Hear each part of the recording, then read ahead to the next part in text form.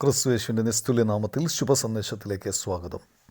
വിശുദ്ധ വേദപുസ്തകത്തിൽ മത്തായി എഴുതിയ സുവിശേഷം 5-ാം അധ്യായം 48-ാം വാക്യത്തിൽ നാം ഇപ്രകാരം വായിക്കുന്നു: ആകയാൽ നിങ്ങളുടെ സ്വർഗീയ പിതാവ് സൽഗുണപൂർണ്ണൻ ആയിരിക്കുന്നത് പോലെ നിങ്ങളും സൽഗുണപൂർണ്ണരാകുവിൻ. ദൈവം സൽഗുണപൂർണ്ണനാണ്. അതായത് ദൈവം പെർഫെക്റ്റാണ്. ഏത് കാര്യത്തിലാണ് ദൈവം സൽഗുണപൂർണ്ണനായിരിക്കുന്നത്?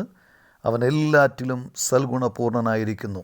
ദൈവം നിത്യനാണ്. അവനിൽ യാതൊരുവിധ പരിവർത്തനത്തിൻ്റെയും ആവശ്യമില്ല. ദൈവത്തിൻ്റെ ഒരു ഗുണവും കാലത്തിനനുസരിച്ച് മാറ്റം വരുന്നതല്ല. ദൈവം നീതിമാനാണ്. പാപിയായ മനുഷ്യനുള്ള ശിക്ഷ നിത്യമായ നരകമാണ്. ദൈവം സ്നേഹമാകുന്നു. സ്നേഹവാനായ ദൈവം പാപിയായ മനുഷ്യൻ്റെ രക്ഷയ്ക്കായി, നരകത്തിൽ നിന്ന് അവനെ രക്ഷിക്കാനായി അവൻ തൻ്റെ ഏകപുത്രനായ കർത്താവായ യേശുക്രിസ്തുവിനെ ലോകത്തിലേക്ക് അയച്ചു.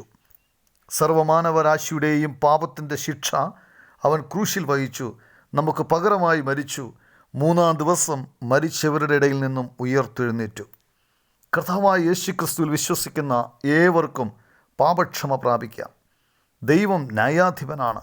കർത്താവായ യേശുക്രിസ്തുവിൽ വിശ്വസിക്കുന്നവരുടെ പാപങ്ങൾ അവൻ ക്ഷമിക്കുന്നു. യേശുക്രിസ്തുവിൽ വിശ്വസിക്കാത്തവരുടെ മേൽ ദൈവത്തിൻ്റെ ന്യായവിധി വസിക്കുന്നു. അവർക്കുള്ള ശിക്ഷ നിത്യമായ നരകമാണ്.